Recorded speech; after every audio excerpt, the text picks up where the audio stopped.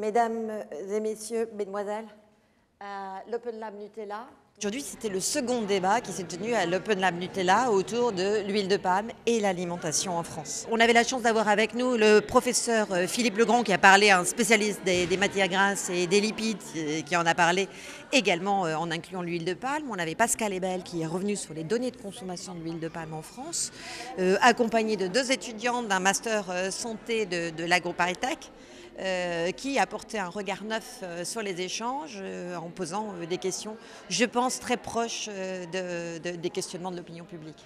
D'où vient cette diabolisation de l'huile de palme? C'est juste un effet médiatique? C'est quoi en fait? C'était ma question, pourquoi c'était diabolisé autant cette huile de palme? Je crois que c'est quand même un petit effet médiatique ou peut-être politique. C'est ce que j'ai entendu beaucoup et à la télé, à la radio, c'est l'huile de palme, c'est mauvais. Peut-être c'est pas aussi tranché que ça.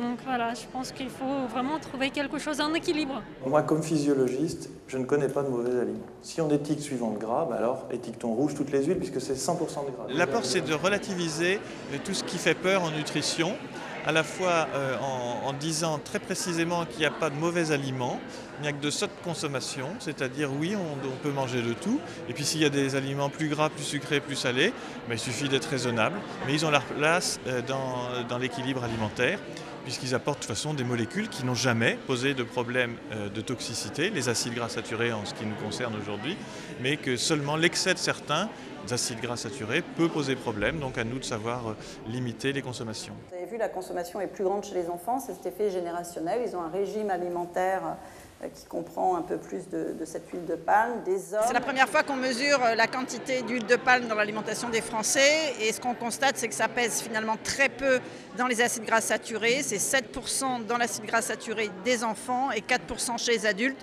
donc c'est une consommation qui est faible. C'était des échanges denses et ce qu'il en est ressorti, c'est qu'il n'y a pas d'enjeu de santé publique avec l'huile de palme, donc elle peut continuer à être mise en œuvre dans des recettes comme Nutella sans aucun problème.